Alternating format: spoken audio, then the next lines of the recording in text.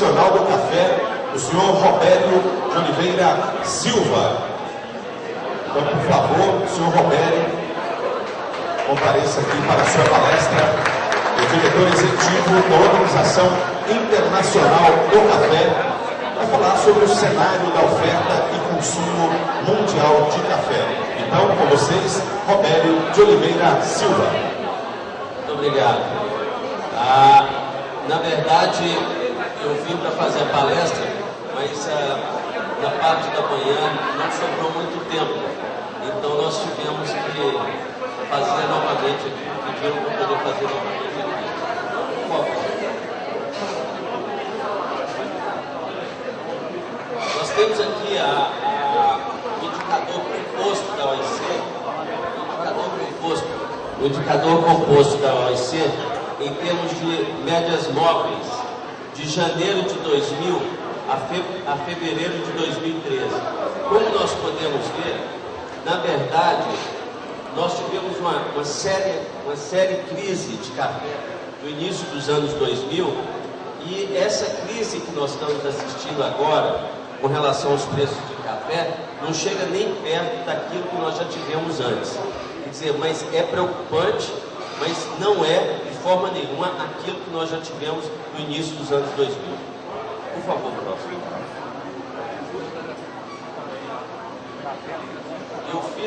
Eu fiz também esse gráfico, que é com relação aos preços constantes, deflacionados pelos índices de preço da ONU.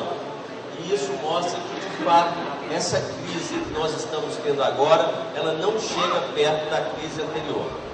Basicamente para mostrar isso.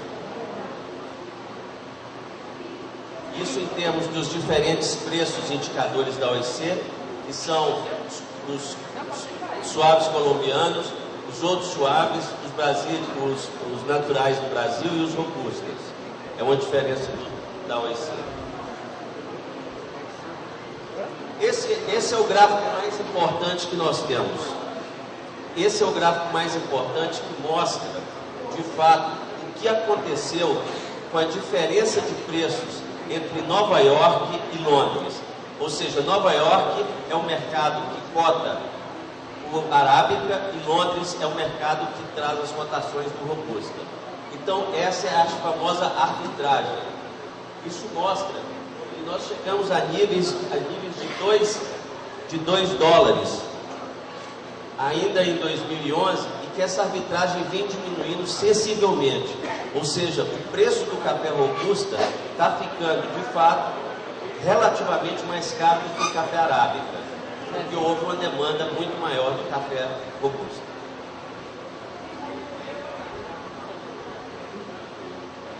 Eu selecionei aqui também algumas taxas de câmbio, mostrando que os movimentos de câmbio nos países produtores também não ajudaram os produtores nos países. Porque nós tivemos no Brasil uma valorização, tivemos na Colômbia e na Indonésia também.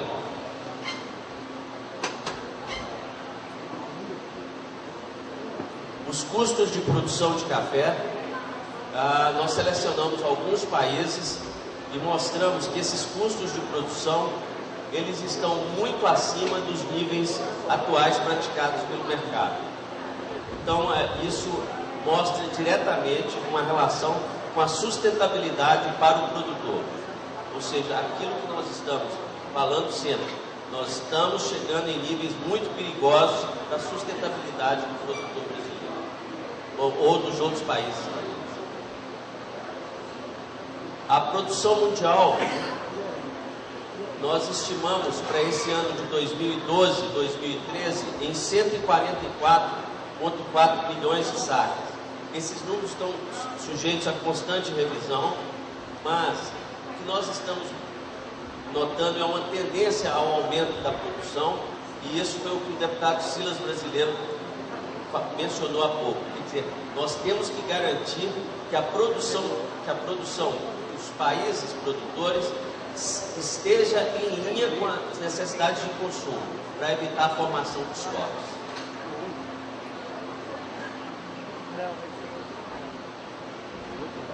Nós temos agora os principais países produtores, o Brasil, o Vietnã, que estávamos estimando em 24 milhões de sacas para 2011 e 2012, na verdade esse número vai ser revisado para cima.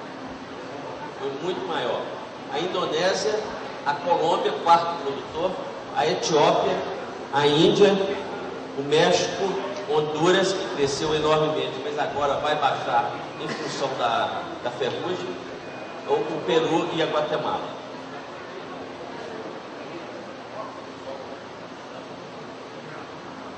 Nós chegamos a um volume de exportações de mais de 100 milhões de sacas desde 2011 e a um volume de 25 bilhões de dólares em 2011, com uma queda em 2012 em função da queda de preços.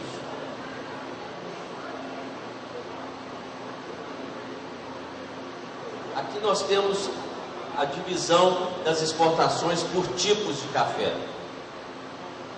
Como os senhores podem perceber, houve uma redução da exportação dos suaves colombianos, houve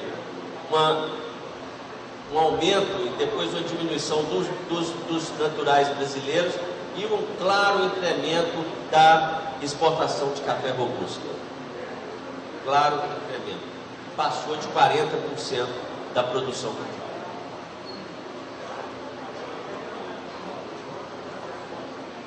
Os dados sobre estoques são muito mais alentadores. Os dados sobre estoques mostram que, tanto do ponto de vista dos países produtores, quanto do ponto de vista dos países importadores, nós estamos com níveis relativamente confortáveis de estoques, baixos, que não precisam, ou seja, nós não estamos sobrecolocando estoques nos países importadores. E existe ainda uma margem para os produtores trabalharem e que isso não é necessário se preocupar nesse momento. Por quê? Porque antes existia, se nós tivermos a possibilidade de olhar os estoques nos países importadores, eles vieram ajustando para o que se chama do just in time. E agora nós estamos em níveis relativamente confortáveis e não precisamos de nos preocupar de que os países produtores estão exportando além da necessidade.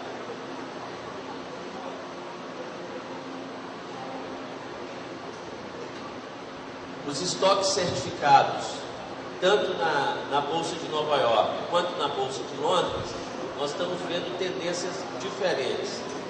No caso de Londres, que há uma demanda muito maior por robusta, nós temos uma diminuição dos estoques, e no caso de Nova York, que o arábica tem uma demanda menor, nós estamos vendo uma elevação dos estoques.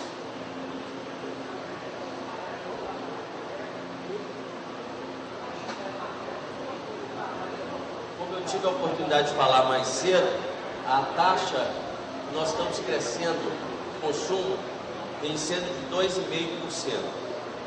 Vários analistas do mercado estão dizendo que a OIC está sendo, inclusive, pessimista com relação a esses números. Os números de consumo são até melhores. No caso dos países exportadores, nós estamos crescendo o consumo em 4,3%. Nos mercados tradicionais, nós estamos crescendo em 1,1%. E nos mercados emergentes, em 3,9%.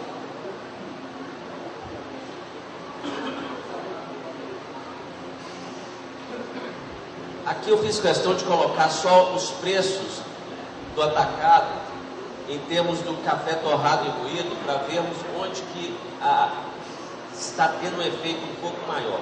Que são na Finlândia, Japão,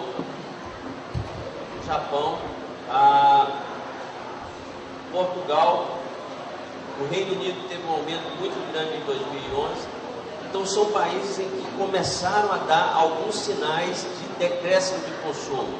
E nós temos então, nesses mercados tradicionais, que o consumo terá atingido um platô e que, portanto, está bem mais difícil de fazer crescer.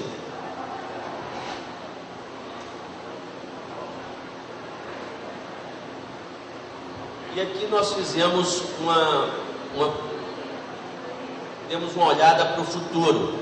em termos de 2010 a 2020, considerando taxas médias de crescimento de 1,5%, de 2% ou de 2,5%, nós vimos que o consumo pode crescer para 160 milhões de sacas, saindo de um patamar hoje de 137 milhões, ou pode atingir até 173 milhões de sacas.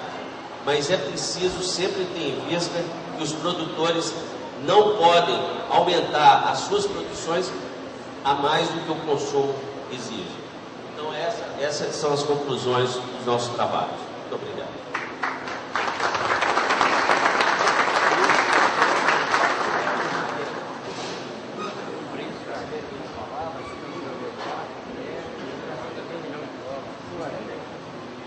Bom, aproveitando a oportunidade aqui do senhor Roberto com a gente vai abrir o espaço para perguntas. Alguém deseja fazer perguntas? Umas 3 perguntas para a gente dar andamento nos trabalhos na tarde de hoje. Roberto, eu gostaria se você pudesse mostrar um cenário para nós, né, se a gente vai ter condição de incrementar alguma coisa na China, tá? Por exemplo, dentro de 10 anos, o que a China poderia representar para nós em termos de exportação? E se a Índia, um país que nem Índia e Indonésia, que são países também de grande população, qual é a taxa de crescimento que vocês acham de consumo? O que poderá isso aí ajudar na exportação, no consumo mundial nos próximos 10 anos? Se tiver alguma visão nesse sentido. João, na verdade, a Índia, eu visitei o ano passado, eu diria, surpreso com a vitalidade do consumo naquele país. Eu acho que nós estamos tendo uma expansão de redes cafeeiras, inclusive locais. Existe uma cultura do café, e a Índia, que ela tinha essa cultura muito mais no sul do país, já chegou no norte, em Delhi, e é um país que está revelando uma das maiores taxas de crescimento do consumo no mundo. A Indonésia também vem revelando essas taxas de crescimento muito elevadas e vem importando café do Vietnã, inclusive. Vem importando café, é um exportador líquido de café, mas vem importando café também. E no caso da China, eu acho que permanece como um mercado muito promissor. Nós estamos realizando um estudo que vamos apresentar aqui em Belo Horizonte em setembro, sobre o mercado chinês e o mercado do Sudeste Asiático, e eu acho que o que é mais importante é estabelecer as relações diretas entre os países produtores e a China e o Sudeste Asiático. A Coreia é um país com uma grande vitalidade também. Então, eu creio que o papel da OIC, logo depois dessa reunião de setembro, será organizar visitas dos países produtores a esses mercados mais poderosos e que a gente consiga fazer um aumento de consumo muito mais rápido e avançado. Mais alguma pergunta? Certo.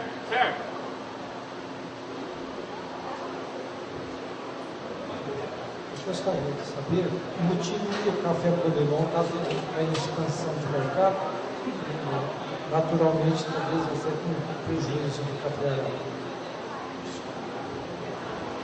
O motivo do mercado do café Podelon está aumentando e automaticamente o café arábica proporcionalmente está diminuindo, inversamente proporcional. Pois não. Na verdade, o que aconteceu foi que nós tivemos um aumento de preço do café arábica muito grande. Você se lembra do café a R$500? Aquilo ali teve um efeito muito grande sobre os níveis de consumo e os torrefadores passaram a usar muito mais o robusta e o Podelon. Então, isso é uma reação natural do mercado. Nós só esperamos que esse mercado volte a reagir. Nós não estamos ouvindo aqui, ó. O preço do café robusta, na medida em que hoje o preço do café robusta esteja relativamente mais caro do que o café. Mas a gente precisa falar um pouco perto do microfone para não ficar muito baixinho. Mais uma pergunta? Você tinha falado que a China está aumentando e eu queria saber se um desses fatores do aumento do consumo do Robusta também não é isso. O fato da China estar aumentando e se ela está bebendo mais arábica ou Robusta. A China, ela produz mais ou menos 1 milhão de sacas de café, que é de café arábica principalmente. Ela exporta mais ou menos de 800 mil a 1 milhão de sacas de café, e ela importa robusta de 1 milhão de sacas. Então, o que nós vemos, na verdade, é que nesses mercados emergentes, o principal meio de acesso é através do robusta, por causa do solúvel. Então, desse ponto de vista, a reação ainda é mais lenta, porque nós temos que esperar esses mercados se desenvolverem um pouco mais para poder conseguir colocar o arábica. Mais uma pergunta? Boa tarde, Roberto. Uma pergunta assim, pessoal para você. Se você fosse um produtor, um agricultor, tivesse 10 mil sacos armazenados, o que você faria com ele a um prazo de 2, 3 meses?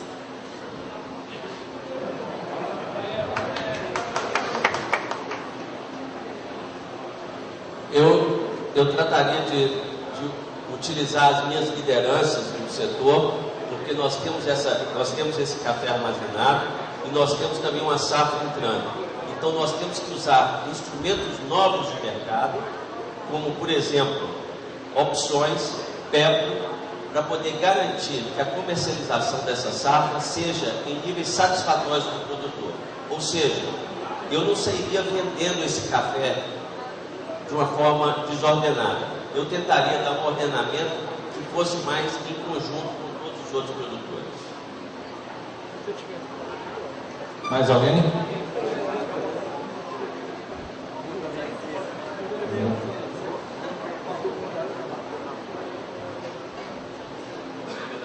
Posso chamar o professor Robério? Está dando uma aula, né? Meu nome é Gilberto. A verdade é o seguinte, hoje os níveis de preço que nós estamos praticando, nós já caímos abaixo dos 140 centos, né? Hoje nós estamos mudando em torno de 135 por aí.